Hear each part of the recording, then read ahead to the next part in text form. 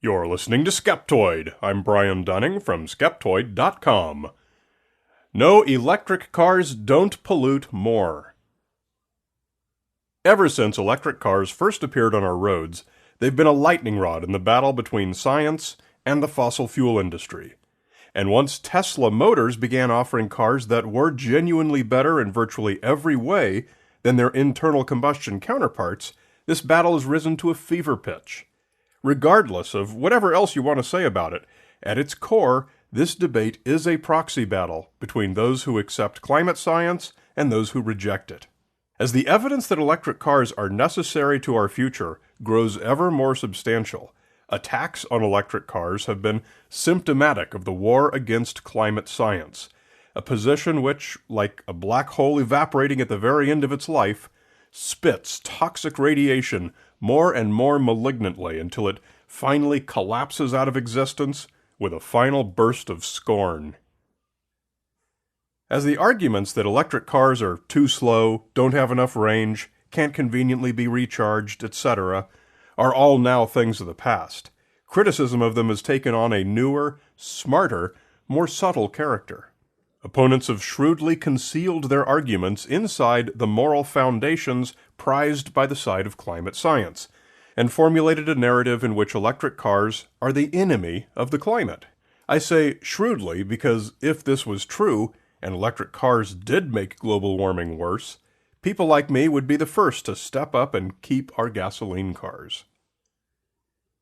The core of this argument is that giant battery found in electric cars, up to 100 kilowatt hours as of this writing. Battery manufacturers add a whole other factory to the equation, and the mining needed to get the battery's chemicals adds yet another process. Both of these require infrastructure, trucks, air conditioning, employees who drive cars to work, and all kinds of things. According to this claim, adding the battery on top of the car's normal manufacture more than doubles the greenhouse gas emissions of producing the car. The second part of this argument is that the electricity required to charge that giant battery, as you smugly drive it around town, comes from a conventional power plant, in most cases, and thus you're still driving on coal and oil, burning fossil fuels like everyone else, except that you also had that giant battery made, making you a worse contributor to greenhouse gases than the average Ford F-150 driver. According to this claim, each mile you drive contributes nearly as much greenhouse gas as a comparable internal combustion car. And, make no mistake, both of these claims are more or less true, at least so far as the most basic facts go. The battery does mean that manufacturing your electric car contributes more greenhouse gas than manufacturing a comparable internal combustion car. And all that electricity used by electric car drivers did require burning fossil fuels to generate. What's not true about these claims is the numbers they give, and also the other important parts of the equation that they leave out. And what's really not true is their ultimate conclusion, that electric cars are worse for the environment. We'll get to the actual facts in a moment. It should come as no surprise that the authors of these papers are typically not research scientists, but rather think tanks, professional spin doctors who write quasi-research to promote whatever conclusion you pay them for. The two most significant such papers come from IVL Swedish Environmental Research Institute in Sweden and IFO Institute for Economic Research in Germany, and were then published to websites dedicated to the denial of climate science, like What's Up With That, and quasi-news websites aligned with fossil fuel interests, like Breitbart. You don't find these reports in legitimate science news, and that should give you some sense of whether it's science or spin. Regardless, if electric cars truly are the worst producers of greenhouse gases, then is that a valid argument against them, and that we should all keep our dyno burners? I saw a version of this same argument in an article advocating against the construction of nuclear power plants because of all the fossil fuel carbon emissions required during the construction, trucks and tractors and concrete and so forth. At first glance, the argument makes sense, but not upon looking at the broader picture. Let's say you have to cross a river every day, but you hate getting wet, so you consider building a bridge. But the actual construction would require that you stand in the water to do it, so you decide against it. Was that a wise decision? Of course not, because once you build it, you'll never get wet again. Similarly, we're already driving trucks and tractors and releasing more fossil carbon. Continuing to do so a while longer until the nuclear plant is built would enable us to power electric trucks and tractors once the plant is running. Long-term gains are almost always worth the short-term investment.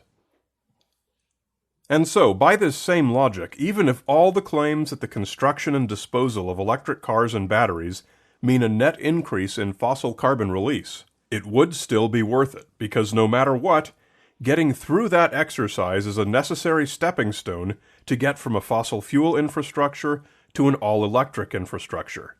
We usually have to do things badly to learn to do them well. However, let us not beat around the bush, but jump straight to the truth.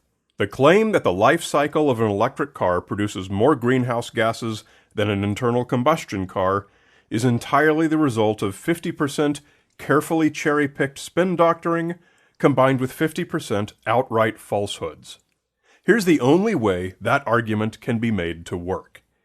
If you buy an electric car with the biggest battery that requires the most manufacturing resources, if you drive your electric car in the least efficient way, if you drive your electric car in the worst climatic conditions for battery life, if you charge it only with electricity generated entirely by oil or coal, if you do not properly recycle the battery at the end of its life, and if you choose for your comparison the biggest battery electric car against the smallest, lightest, compact internal combustion car.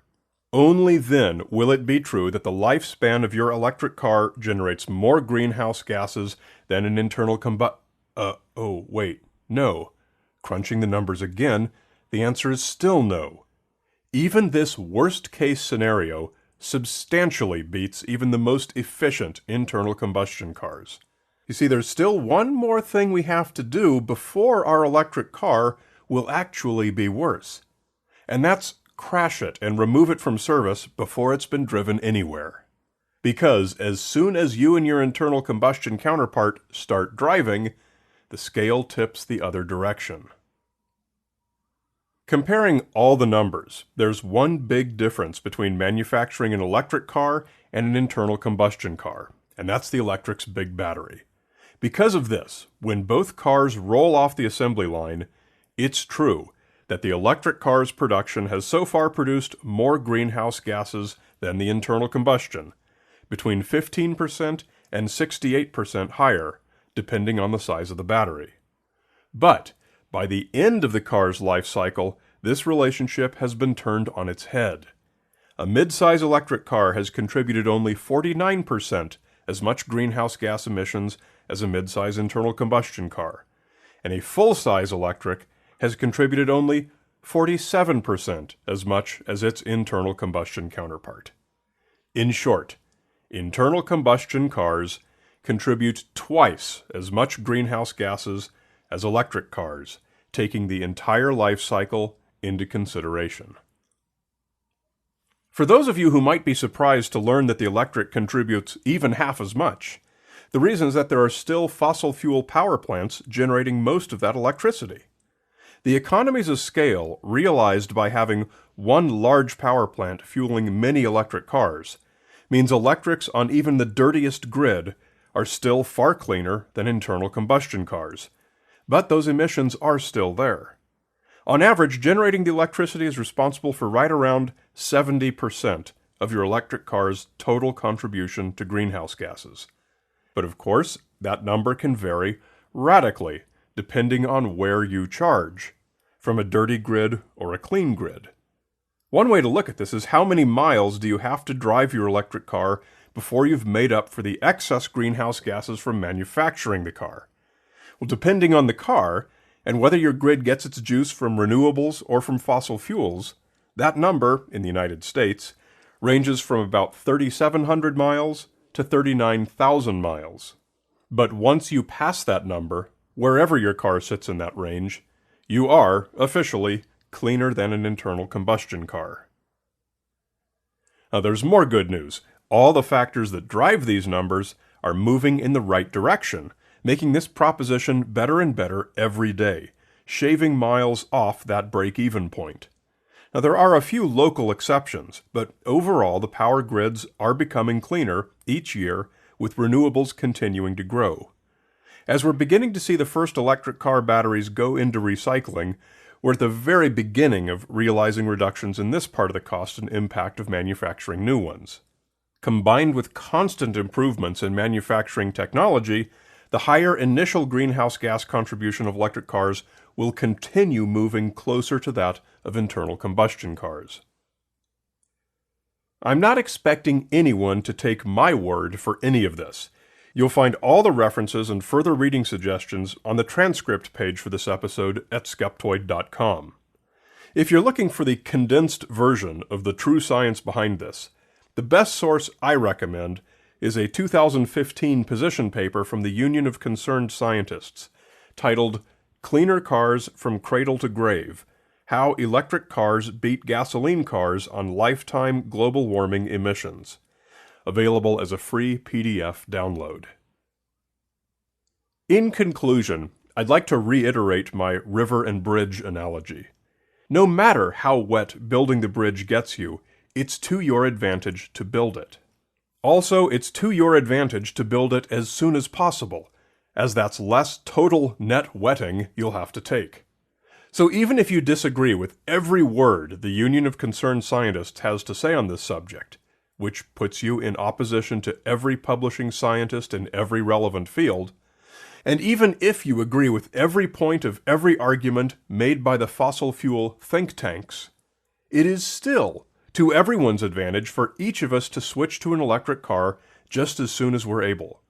There's only one way to disagree with this conclusion, and that's to deny the totality of climate science and human-caused global warming, which, at this point, basically means you've adopted flat earther thought processes. So if you are not a flat earther, go trade your car in on an electric as soon as you can, and let's all push these metrics even farther in the right direction for the good of everyone. It's also for the good of everyone that we give a shout-out to Skeptoid premium financial supporters Yanis the Skeptic on a Sky Road, Gareth Priceless from New Zealand, Karen Coy, and Jim Preston.